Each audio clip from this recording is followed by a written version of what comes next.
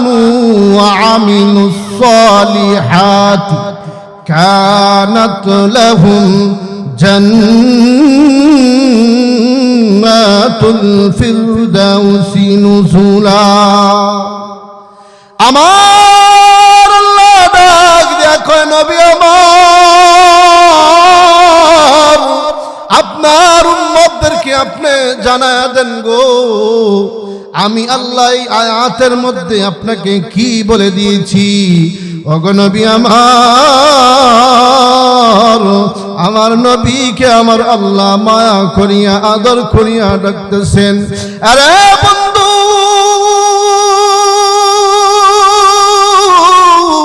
আমি আল্লাহ তোমার উপরে কোরআন নাজিল করলাম, এই আয়াত খানা আমি আল্লাহ তোমাকে জানা দিলাম, তোমার উম্মতদেরকে শোনা দাও। যার ভিতরে দুইটা গুণ থাকবে গো, ওই দুই গুণওয়ালা ব্যক্তি আল্লাহর তৈরি জান্নাতে যাবে। এক নাম্বার গুণ হলো ঈমান আনতে হবে। আমরা সবাই এখানে ঈমানদার, কিন্তু নামাজি কয়জন?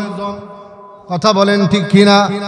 আমার আল্লাহ বলেন শুধু ঈমান আনলে হবে না, নামাজ পড়তে হবে, ঈমানের পাশাপাশি নামাজ পড়তে হবে। শুধু ভাত খেলে হবে না, ভাতের সঙ্গে তরকারিও লাগবে। কথা কয় না? ভাতের সঙ্গে সালাদও লাগবে, তাহলে টেস্ট বাড়বে। জোরে বলেন ঠিক না বেঠিক? আমার নবীজি বলেন, ওরে মায়ের উম্মত, যদি তোমাদের ভিতরে দুইটা গুণ ঢুকাইতে পারো রে, দুইটা গুণওয়ালা ব্যক্তির জন্য আমার আল্লাহ জান্নাতের সবচাইতে বড় জান্নাত আমার আল্লাহ কুরআনের মধ্যে বলেন, ইন্নাল্লাযীনা আমানু ওয়া আমিলুস সালিহাতি কানাত লাহুম জান্নাতুল ফিরদাউসি নুজুলা।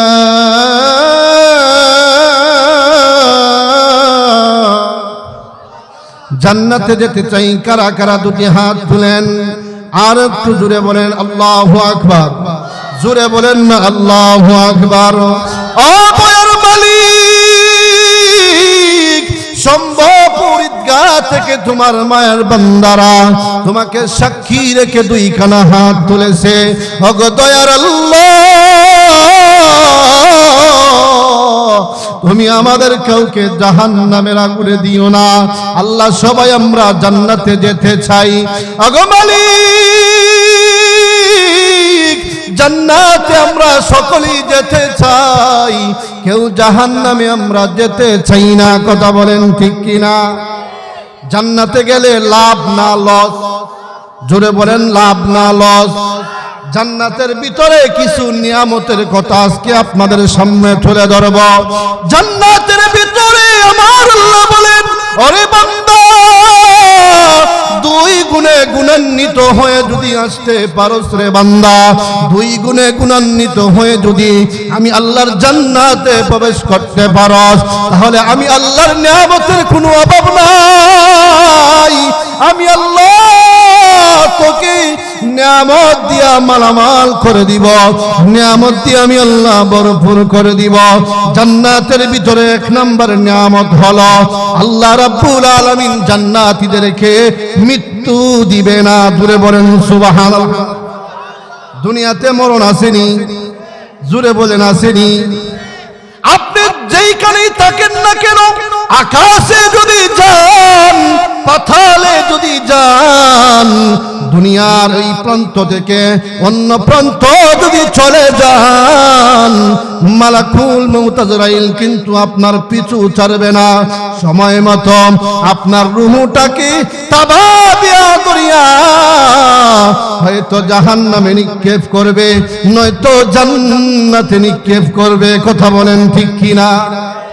আমার দয়ার নবী ডাক দেখো রে উম্মত, দুই গুণে গুণান্বিত হলে আমার আল্লাহ জান্নাত দান করবেন। জান্নাতের ভিতরে সর্বপ্রথম আমার আল্লাহ যেই নিয়ামতটা দান করবেন, সেই নিয়ামতের নাম কি? সুবহানাল্লাহ। আমার চাচা মনে লাগছে, আর কেউ মনে নাই। সর্বপ্রথম আমার আল্লাহ বলবেন, ওরে জান্নাতীরা, তোমরা দুনিয়ার মধ্যে মৃত্যুর ভয়ে ছিলা, কোন সময় তোমাদের মাঝে মালাকুল মউত আজরাইল চলে আসবে। জান্নাতীরা রে, আর ভয় করিও না, চিন্তা করিও না। এই জান্নাতের ভিতরে জান্নাতের হায়াত শুরু আছে কিন্তু শেষ নাই। সুবহানাল্লাহ বলেন। এক নম্বর পুরস্কার আমার দয়ার নবী ডাক দেখো রে উম্মত, আমার আল্লাহ তোমাকে এক নম্বর পুরস্কার হিসাবে জান্নাতের ভিতরে মৃত্যু দিবে না। দুই নম্বর পুরস্কার হলো আমার আল্লাহ বলেন 2 নম্বর পুরস্কার হলো আমার আল্লাহ 25 বছরের যুবক বানাইয়া জান্নাতে ঢুকাইয়া দিব। একজন বুড়াও জান্নাতে যাইত, একজন বুড়াও, এখন বুড়া বাড়ান দিকে বা হুজুরি দেখি দেখো। আরে বাবা, আমি ঠিকই কইছি। আল্লাহ বলছে, ও জান্নাতীর দল, তোমরা যখন জান্নাতি হবা, তোমরা 70 বছর বয়সে ইন্তেকাল করেছো, 80 বছর বয়সে ইন্তেকাল করেছো, তোমার বয়সটাকে আমি আল্লাহ পরিবর্তন করে দিব। আমি আল্লাহ পরিবর্তন করে তোমার বয়সটাকে 25 বছর বানায় দিব। এখন বকবকা খুশি, বুড়া বাড়া কইব তো ঠিকই আছে, জান্নাতে যাইব। আল্লাহ কত বছর বানায় জান্নাতি নিব? আর একটু জোরে বলেন, কত বছর? আমার দয়ার মালিক বলেন, আরে জান্নাতীর দল, জান্নাতের ভিতরে আমি আল্লাহ তোমাকে এমন একটা হায়াত দান করব, জান্নাতের ভিতরে আমি আল্লাহ তোমাকে এমন একটা বয়স দান করব, সেই বয়সটা 25 থেকে 26 হবে না। সুবহানাল্লাহ বলেন। কিন্তু দুনিয়ার মধ্যে মানুষ বুড়া হইতে চায়নি, বুড়া হইতো যায় না। দেখবেন সাদা দাড়ি নিয়ে সেলুনের ভিতরে ঢুকে গো, আধা ঘন্টা পর বুড়া বেডায় খালা দাড়ি লইয়া সেলুন তাইকা বাইর হয়। ঠিক না বে ঠিক? জুড়ে খন মুরব্বি চাচা, কতক্ষণ আগে না দেখলাম তোমার দাড়ি গুলা খুব সাদা, কালা করলা কেন? বলে বাবা রে, এখনো বুড়া হই নাই, এখনো বুড়া হই নাই, তাই মেহেন্দি লাগাইছি যেন আমারে মানুষ এখনো বাইসাব হয়, যেন আমারে চাচা না হয়। কথা কয় না, ঠিক না বে ঠিক? মুসলমান, বৃদ্ধ হতে কেউ চায় না গো। আমার আল্লাহ বলেন, জান্নাতের ভিতরে আমার আল্লাহ একটা বয়সের সীমা রেখে দিবেন। আমার আল্লাহ বলেন 25 বছরের যুবক বানায় দিব, 26 বছর হবে না। আরে জান্নাতীর দল, জান্নাতের ভিতরে ঘোরাফেরা করো, আরামায়েশ করো, তোমাকে কেউ ডিস্টার্ব করবে না, কেউ তোমাকে ডিস্টার্ব করবে না। দূরে বলেন সুবহানাল্লাহ। আমার আল্লাহ বলেন, আরে জান্নাতীর দল, জান্নাতের ভিতরে আরো আমি আল্লাহ নিয়ামত দান করব, নিয়ামতের কোনো শেষ নাই। কথা বলেন ঠিক কিনা? আমার আল্লাহ বলেন, রে আমি আল্লাহ তোকে সৌন্দর্য দিব নবী ইউসুফ পয়গম্বরের মতো। ইউসুফ পয়গম্বর কেমন সুন্দর ছিল! আম্মা আয়েশা বলেন, এ পৃথিবীর মানুষেরা শুনো রে, মিশরের মহিলারা ইউসুফ পয়গম্বরের চেহারা দেইখা হাত কেটে ফেলছিল। আরে পৃথিবীর মানুষ শুনো, ওই দিন যদি ইউসুফ পয়গম্বর না হইয়া আমার প্রাণের প্রিয় স্বামী মুহাম্মদুর রাসূলুল্লাহ হইতেন গো, মানুষে হাত নয় গো, কলিজা কেটে ফেলত। আর একটু দূরে বলেন না সুবহানাল্লাহ। আমাদের নবীও ছিলেন সবচেয়ে সুন্দর, ইউসুফ পয়গম্বর ছিলেন সবচেয়ে সুন্দর। আমার আল্লাহ ডাকতে কইরে, জান্নাতের দল, আমি আল্লাহ তোমাদেরকে জান্নাতের ভিতরে আমি আল্লাহ সৌন্দর্য দেব ইউসুফ পয়গম্বরের মতো। শুধু তাই নয়, চরিত্র দিব জনাবে মুহাম্মদুর রাসূলুল্লাহ সাল্লাল্লাহু আলাইহি ওয়াসাল্লামের মতো। আর জোরে বলেন না সুবহানাল্লাহ। আমার নবীর চরিত্র কেমন ছিল? আল্লাহ কুরআনের মধ্যে বলেন, ইন্নাকা লাআলা খুলুকিন আযীম।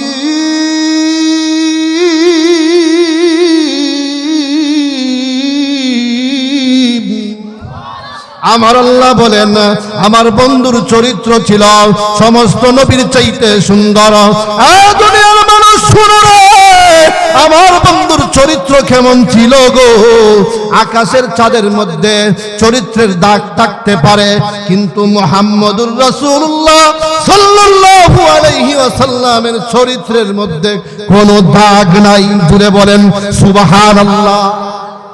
আমার আল্লাহ বলেন জান্নাতীরা রে, আমি আল্লাহ তোমার চরিত্র বানাইয়া দিব জনাবে মুহাম্মদুর রাসূলুল্লাহর মতো। এত সুন্দর চরিত্রবান বানাইয়া আপনাকে আমাকে জান্নাতের ভিতরে ঢুকাইব। সুবহানাল্লাহ পড়েন। আমার আল্লাহ বলেন, আরে জান্নাতীর দল, নিয়ামতের শেষ নাই, নিয়ামতের শেষ নাই, আরো নিয়ামত আছে, আরো নিয়ামত আছে। আল্লাহ আরো কি নিয়ামত?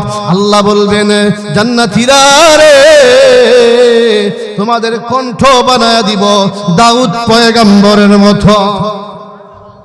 ভারত গিয়ে সুবহানাল্লাহ, জোরে খন না সুবহানাল্লাহ। এ মুসলমান, দাউদ পয়গম্বরের কণ্ঠ কেমন ছিল?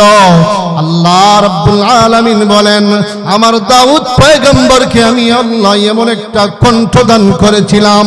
দাউদ পয়গম্বর যখন তার কণ্ঠ দিয়া তার কিতাব পড়তো গো, আকাশের উড়ন্ত পাখিগুলা জমিনে বইসা যাইত, সমুদ্রের মাছগুলা কিনারায় চলে আসতো, জঙ্গলের প্রাণীগুলা সারিবদ্ধ হয়ে দাউদ পয়গম্বরের তেলাওয়াত শুনতো।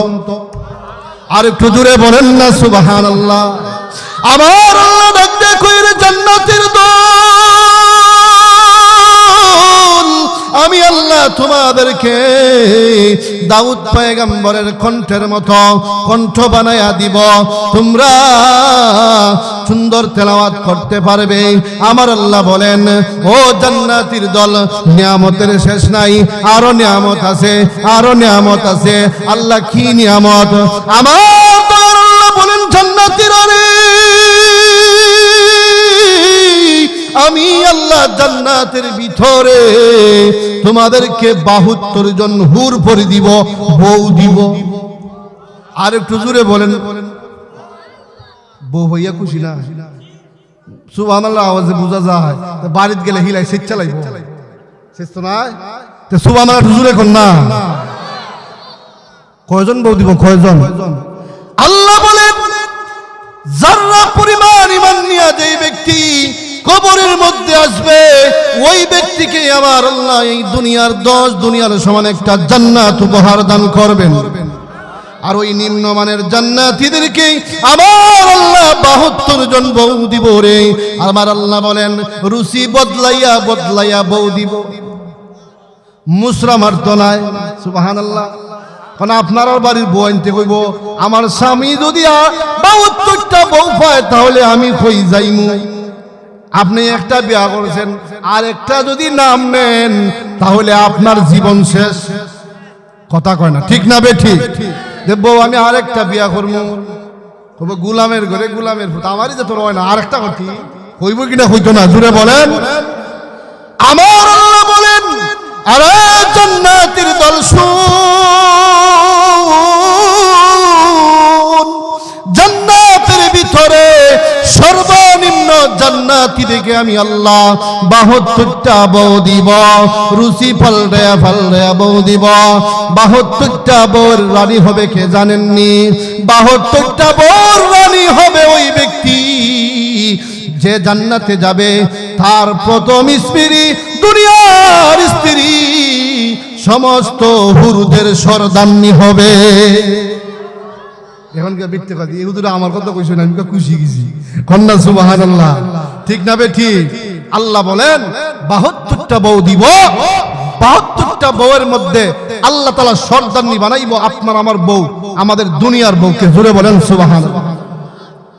এই দুনিয়ার স্ত্রীরা শোনো রে, জান্নাতে যেতে হলে স্বামীর কথা মানতে হবে। কথা কয় না? জান্নাতে যেতে হলে নামাজ কায়েম করতে হবে, জান্নাতে যেতে হলে রোজা রাখতে হবে, জান্নাতে যেতে হলে স্বামীর অবাধ্য হলে হবে না, জান্নাতে যেতে হলে আমার আল্লাহর হুকুম আহকাম পর্দার ভিতরে থাকতে হবে। আমার আল্লাহ বলেন দাইয়ুস মহিলারা জান্নাতে ঢুকতে পারবে না। কথা বলেন ঠিক কিনা? আমাদের মা বোনরা আলহামদুলিল্লাহ অনেকের মেয়েরা পর্দা করে, অনেকের স্ত্রীরা পর্দা করে। আবার যারা আছে, অনেক আছে তার স্ত্রী বাড়িতে রেখা বিদেশে চলে গেছে, বিদেশ থেকে টাকা পাঠায়, আর ওই মহিলা মার্কেটে যাইয়া আড্ডা দেয়। আছে না নাই? ফাঁকা সারা লাগাম সারা মহিলা আসেনি? অবশ্যই আছে। আল্লাহ আমাদের মা বোনদেরকে হেফাজত করুক, সবাই বলেন আমিন। মুসলমান, জান্নাতের ভিতরে আমার আল্লাহ রাব্বুল আলামিন 72টা বউ দিব, রুচি ফালদাইয়া বউ দিব। সুবহানাল্লাহ বলে। আমার আল্লাহ বলে, আরে বান্দা বান্দির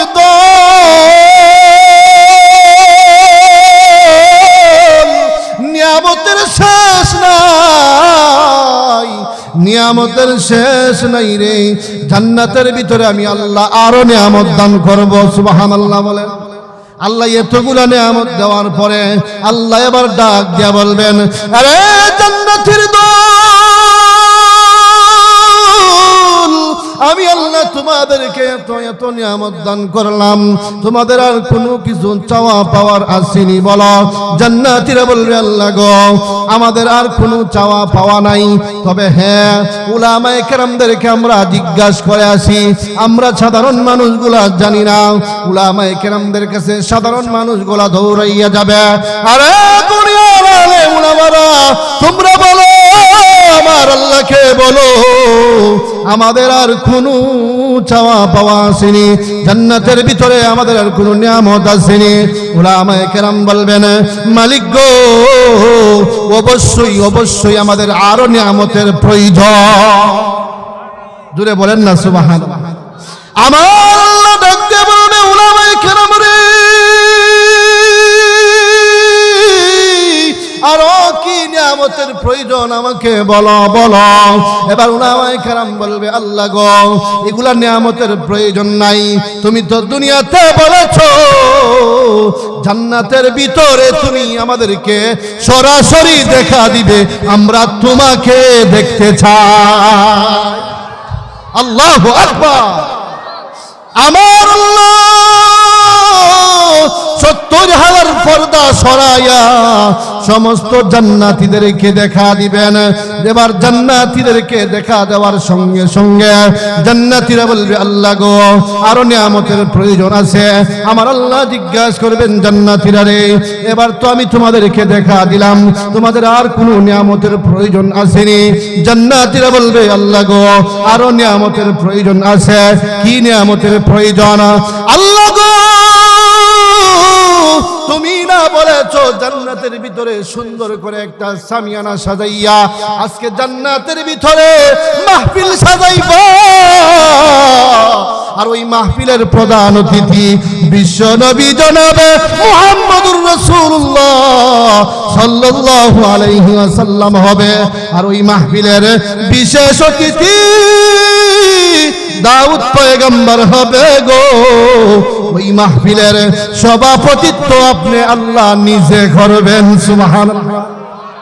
নিয়ামত বাড়তাছেনি? জোরে বলেন না বাড়তাছেনি? আমার কথা বুঝতাছেননি? এ মুসলমান যুবক ভাই, আমার আল্লাহ জান্নাতীদের কথাগুলা শুনিয়া সুন্দর করে ফেরেশতাদেরকে বলবেন, ফেরেশতারা রে, জান্নাতের ভিতরে একটা মাহফিলের আয়োজন করো। ফেরেশতারা সুন্দর করে মাহফিলের আয়োজন করবে। বলেন তো দেখি, এই মাহফিলটা জান্নাতের বাগান কি বাগান না? আমরা কেন বলি মাহফিলগুলো জান্নাতের বাগান? আমার জান্নাতের ভিতরে যেই মাহফিল সাজাইবেন, ওই মাহফিলের প্যান্ডেল হবে স্বর্ণ মণি মুক্তা দ্বারা প্যান্ডেল। জোরে বলেন সুবহানাল্লাহ। আমার আল্লাহ বলবেন, আরে ফেরেশতার দল, জান্নাতের ভিতরে মাহফিল সাজাও রে। আমি আল্লাহ নিজের সভাপতি থাকবো, আর আমার বন্ধু দোজাহানের সরদার জনাবে মুহাম্মদুর রাসূলুল্লাহ সাল্লাল্লাহু আলাইহি ওয়াসাল্লাম হবে আজকের মাহফিলের প্রধান অতিথি। জোরে বলেন না সুবহানাল্লাহ। আর আজকের মাহফিলের বিশেষ অতিথি হযরতে দাউদ পয়গম্বর। ও মুসলমান যুবক ভাই, পিছনের কথা স্মরণ রাখবেন। দুইটা গুণের কথা কিন্তু আমি আল্লাহ বলেছিলাম। আল্লাহ যে কাউরে কিন্তু জান্নাতে ঢুকাইদ না, দুইটা গুণ কিন্তু টাকা লাগবে। কথা বলেন ঠিক কিনা? যুবক ভাই, মুসলমান বাবারা, ফেরেশতারা সুন্দর করে মাহফিলের আয়োজন করবে। মাহফিলের আয়োজন করিয়া আমার আল্লাহ প্রধান অতিথিকে ডাক দিবেন, আরে প্রধান অতিথি আমার বন্ধু আমার পাশে বসো। আরে বিশেষ অতিথি দাউদ পয়গম্বর আমার পাশে বসো, আর আমি সভাপতিও তোমাদের পাশে বসব। জান্নাতীরা হবেন শ্রোতা। কি হবে? ওই দিন কত মজা লাগবে, এটা আমি বুঝানোর মতো আমার কোনো ভাষা নাই। কারণ আল্লাহকে সরাসরি দেখব, বিশ্ব নবীকে সরাসরি দেখব, দাউদ পয়গম্বরকে সরাসরি দেখব। জোরে বলেন সুবহানাল্লাহ। জান্নাত তো গেলে না দেখুন, না গেলে দেখতে পারবো না। জান্নাতের কাজ করলে না দেখুন। কথা বলেন, জান্নাতের কাজ না করতে পারলে দেখতে পারবো না। এবার আমার আল্লাহ ডাক দেবে, আমার বন্ধু ও আমার হাবিব, হাবিবি গো, এবার তুমি তোমার কোরআন থেকে তোমার উম্মতদেরকে কোরআন তেলাওয়াত করে শোনাও। আর একটু দূরে বলেন না সুবহানাল্লাহ। আর একটু দূরে বলেন না সুবহানাল্লাহ। ভাইরা আমার, বন্ধুরা আমার, এবার আল্লাহর পয়গম্বর নবীজি আমার, আল্লাহর পয়গম্বর নবীজি আমার সুন্দর করে সূরা তেলাওয়াত করবেন, সূরাতুল ইয়াসিন। যারা বলেন সুবহানাল্লাহ। নবীজি বলবেন,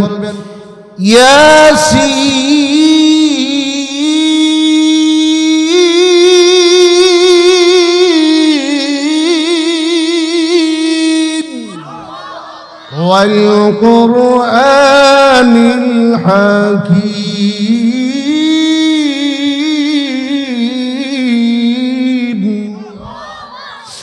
আমার পয়গম্বর এত সুন্দর করে কোরআন তেলাওয়াত করবেন, এত সুন্দর করে কোরআন তেলাওয়াত করবেন, জান্নাতীরা কণ্ঠ শুনিয়া পাগল পারা হয়ে যাবে। জান্নাতীরা কণ্ঠ শুনিয়া পাগল পারা হয়ে যাবে। আরে জান্নাতীর দল, থামো থামো, বলো তো দেখি কত বছর হইছে? জান্নাতীরা বলবে, আল্লাহ মাত্রই না তোমার বন্ধু শুরু করছে, কত বছর মানে কি? আমার আল্লাহ ডেকে বলবেন, জান্নাতীরা রে, শত শত বছর পার হয়ে গেছে। এই তেলাওয়াতের মাধ্যমে তোমাদের আর কোনো খবর নাই। জুড়ে বলেন না সুবহানাল্লাহ। আল্লাহ সর্বপ্রথম দাউদ পয়গম্বরকে বলবেন, দাউদ রে, আমি আল্লাহ তোমাকে যে একটা কণ্ঠ দান করেছিলাম, সেই কণ্ঠ দিয়ে আজকে তুমি কোরআন তেলাওয়াত করে শোনাও। দাউদ পয়গম্বর কণ্ঠের তেলাওয়াত শুনিয়া জান্নাতীরা পাগল পারা হয়ে যাবে। আল্লাহ এত মজার কোরআন তেলাওয়াত, আল্লাহ এত মজার কণ্ঠ আর শুনি নাই, আর শুনি নাই। আল্লাহ আরো শোনাও, আরো শোনাও, আরো শোনাও। দাউদ পয়গম্বরের কোরআন তেলাওয়াত শুনিয়া জান্নাতীদের কয়েক হাজার বছর চলে যাবে, তারা টের পাবে না। আল্লাহ বলবেন, জান্নাতীরা রে, তোমাদের কোরআন তেলাওয়াত শোনা শেষ হইছিনি, এবার বলো তো দেখি কত মিনিট হলো, কয়েক মাস হলো। জান্নাতীরা বলবে, আল্লাহ গো, মাত্রই তো তোমার হাবিব শুরু করেছে, মাত্রই তো তোমার হাবিব শুরু করেছে। আল্লাহ এত মজার তেলাওয়াত আমাদের জীবনে আর শুনি না। জোরে বলেন না সুবহানাল্লাহ। আমার ডাকতে বলবে, জান্নাতীরা রে, এর চাইতে আরো মধুর তেলাওয়াত শুনবানি। আল্লাহ, এর চাইতে আরো মধুর তেলাওয়াত আছে? আল্লাহ বলেন, হ্যাঁ অবশ্যই আছে। সুবহানাল্লাহ। এবার প্রধান অতিথিকে আমার আল্লাহ ডাক দিবেন, এবার বন্ধু, যেই কোরআন আমি আপনার কাছে নাজিল করেছিলাম, যেই কোরআনের জন্য, দিনের জন্য উহুদের ময়দানে দন্দান মুবারক শহীদ করে দিয়েছিলে, এ বন্ধু, যেই কোরআনের জন্য তুমি কাফের বেঈমানদের কাছে তুমি এত মার খেয়েছিলে, হাবিব রে, আজকে ওই কোরআন তেলাওয়াত পড়াইয়া তোমার উম্মতদেরকে শোনায়া দাও। আপনার আমার নবীজি যখন কোরআন তেলাওয়াত করবেন, জান্নাতীরা পাগল পারা হয়ে যাবে। আহ, দাউদ পয়গম্বরের কণ্ঠের চাইতে দেখি আপনার আমার নবীর কণ্ঠ আরো সুন্দর। একদিন নয়, দুই দিন নয় রে, শত শত বছর চলে যাবে, তারপরেও জান্নাতীরা টের পাইবে না।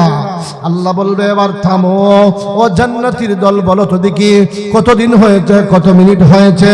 জান্নাতীরা বলবে, আল্লাহ গো, তোমার বন্ধুরা এইমাত্র খালি শুরু করলো, এখনোই শেষ। আল্লাহ বলেন, জান্নাতীরা রে, হাসরের ময়দানে আমার রাসূল বলেছেন, সর্বপ্রথম হাসরের কঠিন ময়দানে নামাজের হিসাব হবে। বান্দারে, মসজিদে আজান হয় অথচ তুমি নামাজে আসো না, মসজিদে আজান হয় তোমার অন্তরের ভিতরে সামান্য পরিমাণ কষ্ট অনুভব হয় না। খোদার কসম করে বলি, তুমি মুসলমান নয়, তুমি ইমানদার নয়। কথা বলেন ঠিক কিনা? ইমানদার হওয়াই দুই গুণওয়ালা ব্যক্তি হওয়া এত সহজ নয়, বহুত কঠিন।